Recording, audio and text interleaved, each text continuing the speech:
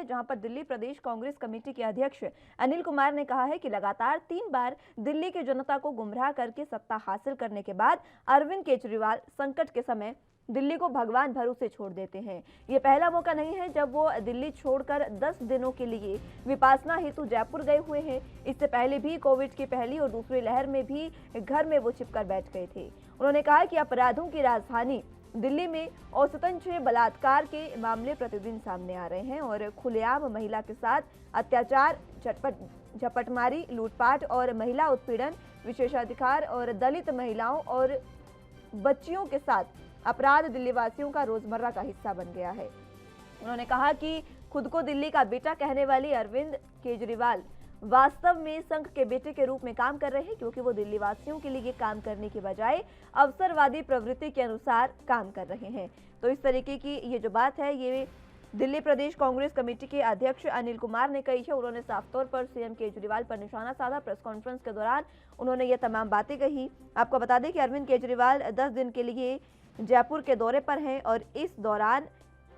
उन पर तंज कसे जा रहे हैं। दिल्ली प्रदेश कांग्रेस कमेटी के अध्यक्ष अनिल कुमार ने ये तमाम बातें कही है। उन्होंने साफ तौर पर सीधे सीधे कहा कि दिल्ली में अपराधों की राजधानी दिल्ली बनती जा रही है, जहां पर औसतन 6 बलात्कार के मामले रोजाना सामने आ रहे हैं और खुलेआम महिलाओं के साथ अत्याचार, झपटमारी, लूटपाट और महिला उत्पीड़न, विशेषकर दलित महिलाओं और बच्चों के साथ अपराध दिल्ली वासियों का रोजमर्रा का हिस्सा बन गया है। यानी कि एक दिन में 6 बलात्कार के मामले सामने आते हैं, जिसमें महिलाओं से अत्याचार के मामले भी शामिल हैं। ज्यादा जानकारी के लिए दिल्ली से संवाददाता राजीव तिवारी हमारे साथ जुड़ चुके हैं। राजीव, फिलहाल जिस तरीके से ये आरोप उन पर लगाए गए हैं और वाकई दिल्ली में इस समय अपराध की जो स्थिति है, कानून व्यवस्था जो है वो देखने को नहीं मिल रही है, क्या कुछ कहेंगे? देखिए, बिल्कुल सही कहा आपने। यहाँ पर बात करें जिस तरीके से अरविंद केजरीवाल की, तो कहीं न कहीं उनके ऊपर आरोप बढ़ते आरोप बिल्कुल लगते नज़र आते हैं और लगातार इसी को लेकर कांग्रेस पार्टी के जो अध्यक्ष हैं, दिल्ली प्रदेश अध्यक्ष हैं चौधरी अनिल कुमार जी, उन्होंने भी यही आरोप लगाए हैं प्रेस वार्ता के माध्यम से। मैं सीधे-सीधे कहें तो कहीं न कहीं उन्होंने ये कहा है कि जिस तरीके से अरविंद केजरीवाल जी जो है वो ये कहते हैं कि मैं दिल्ली का बेटा हूँ और दिल्ली के लिए लगातार काम करूँगा। मगर जिस तरीके से वो बेटा नहीं बल्कि मैं संघ के रूप में काम करते हुए नजर आ रहे हैं, क्योंकि जिस तरीके से दिल्ली के अंदर जब भी संकट बनता है, चाहे वो कोरोना काल के अंदर दोनों ही लहरों के अंदर हो, या पहली लहर के अंदर भी दूसरी लहर के अंदर भी, तो वो अपने घरों में बैठ गए थे और कहीं ना कहीं जनता के लिए कार्य करते हुए नजर नहीं आ रहे थे। और अब जिस तरीके से कहा जा रहा है कि जयपुर गए हुए हैं वो भी छुट्टी मनाने के लिए, तो कहीं ना कहीं दिक्कतें जरूर है, मगर दिल्ली सरकार की मुश्किलें भी खड़ी होती नजर आ रही है, क्योंकि जिस तरीके से आए तीसरे दिन महिलाओं के साथ छेड़छाड़ और यहाँ तक कि बलात्कार की घटना सामने आती है, यहाँ तक कि आप सिविल डिफेंस की जो जवान थी उसके साथ जिस तरीके से घटना घटी है और कहीं ना कहीं रेप के बाद में उसका मर्डर कर दिया गया है, तो कहीं ना कहीं स्थिति साफ जाहिर है, कहीं ना कहीं दिल्ली सरकार की खामियां जरूर है। मगर दिल्ली सरकार जिस तरीके से कह रही है कि उन्होंने सीसीटीवी फुटेज लगा दिया, मार्शल बना दिए, मगर मार्शल के साथ साथ खुद महिलाएं सुरक्षित रही हैं, क्योंकि जो संगम बिहार की जो लड़की थी, यानी कि जो महिला थी, वो सिविल डिफेंस यानी कि मार्शल के तौर पर ही काम करती थी। और वो कहीं ना कहीं जब इस तरीके की घटनाएं होती हैं तो साफ जाहिर है कहीं ना कहीं आरोप जरूर लगेंगे। और इसी को लेकर जिस तरीके से चौधरी अनिल कुमार जी ने कहा कि दिल्ली के लिए कहीं ना कहीं अरविंद केजरीवाल को बड़े कदम उठाने चाहिए थे, दिल्ली पुलिस कमिश्नर से मिलना चाहिए था, गृह मंत्रालय से मिलना चाहिए था, केंद्र सरकार से मिलना चाहिए था, ताकि महिलाओं की सुरक्षा के लिए बड़े कदम उठाए जाए। मगर अभी तक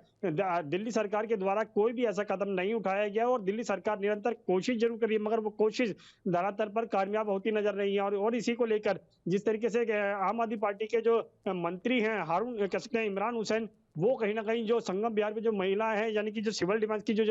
युवा थी, वो उसके घर पे गए थे और उसको कहीं ना कहीं 10 लाख रुपए का कह सकते हैं हर्जाना भी दिया गया। मगर कहीं ना कहीं इस तरीके के जो 10 लाख रुपए दिए गए हैं उससे कहीं ना कहीं परिस्थिति को जुटलाया नहीं जा सकता, क्योंकि जिस तरीके से महिलाओं की सुरक्षा के लिए दिल्ली सरकार जिस तरीके से कह रही है सीसीटीवी लगाए गए हैं, मगर उनमें भी कहीं ना कहीं घोटाले किए गए हैं। मार्शल के लिए कहा गया था कि मार्शल किए जाएंगे, मार्शल तैयार किए जाएंगे, दिल्ली डीटीसी बसों के अंदर महिलाओं की सुरक्षा के लिए मार्शल लगाए गए हैं, मगर वो मार्शल भी खुद सुरक्षित नहीं है, क्योंकि जो सिविल डिफेंस के जवान थी जिस तरीके से उसके साथ इस तरीके की घटना होती है, तो साफ जाहिर है कहीं ना कहीं दिल्ली के अंदर स्थिति बिगड़ी हुई है और कहीं ना कहीं अपराधियों की जो हौसले हैं वो बुलंद है, मगर दिल्ली सरकार निरंतर इसके अंदर कदम उठाती हुई नजर नहीं आ राजीव, रही है। इसी के जी साथ उन्होंने साफ तौर पर एक बात और कही, जिसमें उन्होंने कहा कि दिल्ली को भगवान भरोसे अरविंद केजरीवाल छोड़ देते हैं और 10 दिन के विपासना के लिए वो जयपुर गए हैं। ये इस बात से वो क्या जताना चाहते थे, ये भी बताएं। देखिए, बिल्कुल सही कहा आपने। यहाँ पर बात करें जिस तरीके से अरविंद केजरीवाल के लिए कहा गया कि वो संघ के लिए काम करते हैं, क्योंकि जब परिस्थिति आती है तो कहीं न कहीं वो छुप कर बैठ जाते हैं, क्योंकि दूसरी लहर के अंदर जो ये हालात थे, उसके लिए कहीं न कहीं दिल्ली सरकार सिर्फ केंद्र सरकार के ऊपर आरोप लगा रही थी, मगर दिल्ली सरकार के जो अधिकारी थे या फिर बड़े नेता थे, वो कहीं न कहीं अस्पतालों के अंदर देखने को नहीं मिल रहे थे और कहीं न कहीं जनता बिल्कुल इसी की चीज़ को लेकर परेशान भी थी। और वही चीज़ कहा गया था कि अरविंद केजरीवाल घर में छुप कर बैठ गए हैं। मगर यही चीज़ अब दोबारा से कही जा रही है, क्योंकि जिस तरीके से जयपुर गए हैं और उसके बाद में कहीं न कहीं क्योंकि महिलाओं के साथ इस तरीके की छेड़छाड़ होती है, महिलाओं के साथ बलात्कार होते हैं, मर्डर कर दी कह सकते हैं उनका हत्या कर दी जाती है और उसके बाद में कहीं न कहीं दिल्ली पुलिस की जो तरफ से कोई भी ऐसी कार्रवाई होती नज़र नहीं आती है। तो कहीं न कहीं दिल्ली के मुख्यमंत्री को समझना चाहिए कि वो दिल्ली सरकार यानी कि केंद्र सरकार के साथ-साथ मिलकर बात करें, ताकि गृह मंत्रालय से बात करें, दिल्ली पुलिस कमिश्नर से बात करनी चाहिए थी उनको। मगर अभी तक ऐसा कोई भी कदम नहीं उठाया गया, जिसकी वजह से उनको ऊपर आरोप लगाए जा रहे हैं कि वो छुप कर बैठ जाते हैं और कहीं न कहीं परिस्थिति जब आती है, यानी संकट की घड़ी जब भी आती है,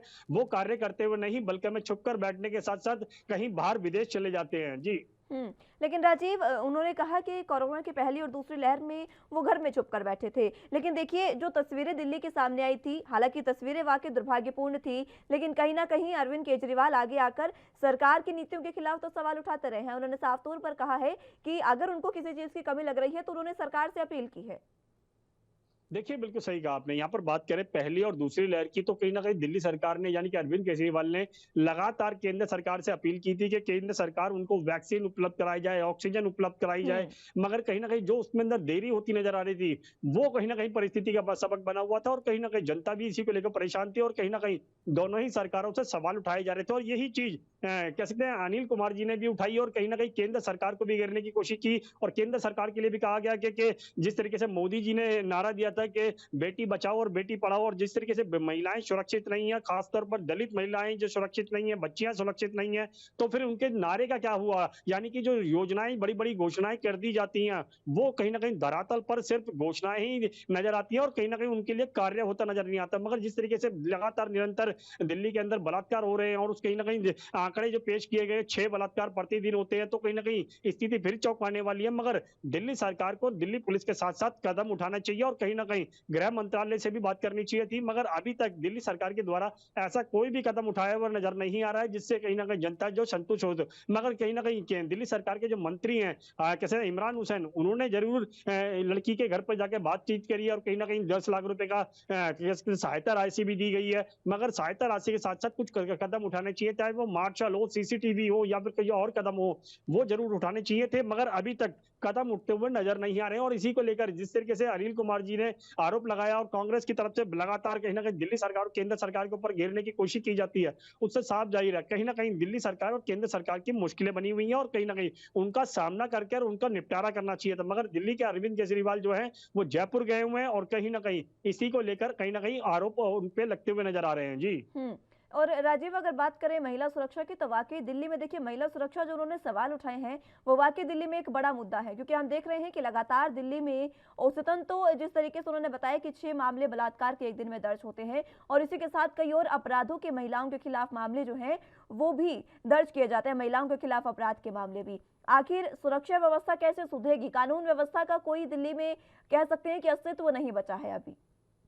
देखिए, बिल्कुल सही कहा आपने। यहाँ पर बात करें जिस तरीके से अरविंद केजरीवाल की, तो अरविंद केजरीवाल निरंतर कोशिश करते हैं, मगर वो कोशिश कामयाब नहीं होती नज़र आती है क्योंकि लगातार जो दिल्ली पुलिस है, वो केंद्र सरकार के हाथ में है। मगर दिल्ली सरकार चाहती है कि जिस तरीके से दिल्ली पुलिस काम नहीं करती है और कहीं न कहीं उनके ऊपर आरोप लगाए जाते हैं और लगातार जिस तरीके से 6 आंकड़े के पेश किए गए, प्रतिदिन ये महिलाओं के साथ बलात्कार, छेड़छाड़ और यहाँ तक कि चोरी, डकैती, चेन स्क्रैचिंग, इस तरीके की जो घटनाएँ होती हैं, वो कहीं न कहीं